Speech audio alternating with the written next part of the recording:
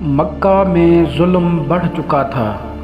نبی کریم صلی اللہ علیہ وآلہ وسلم کے چچا ابو طالب اور پیاری اہلیہ حضرت خدیجہ رضی کے انتقال کے بعد آپ صلی اللہ علیہ وآلہ وسلم کا دل غم سے بھر گیا۔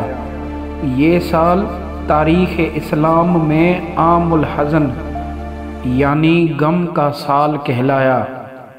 آپ صلی اللہ علیہ وآلہ وسلم نے فیصلہ فرمایا کہ مکہ کے باہر کے لوگوں کو اللہ کی دعوت پہنچائیں۔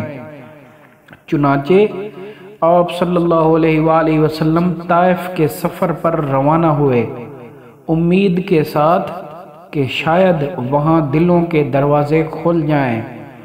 طائف پہنچ کر آپ صلی اللہ علیہ وآلہ وسلم نے بنو ثقیف کے سرداروں کو اسلام کی دعوت دی، مگر انہوں نے سخت انکار کیا اور لوگوں کو اکسا دیا کہ آپ صلی اللہ علیہ وآلہ وسلم کا مذاق اڑائیں۔ لوگوں نے آپ صلی اللہ علیہ وآلہ وسلم پر پتھر برسائے۔ آپ صلی اللہ علیہ وآلہ وسلم زخمی ہو گئے، خون بہہ کر جوتوں میں بھر گیا۔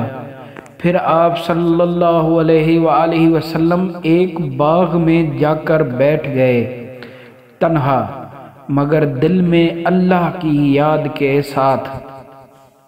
اس باغ میں عداس نامی ایک عیسائی غلام آیا۔ اس نے نبی صلی اللہ علیہ وآلہ وسلم کو انگور پیش کیے۔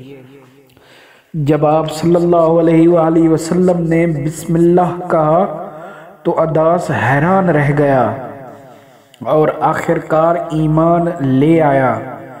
نبی صلی اللہ علیہ وآلہ وسلم نے دعا فرمائی،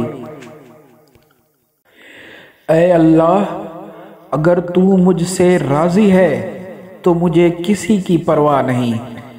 یہ دعا صبر، شکر اور ایمان کی سب سے بڑی مثال بن گئی۔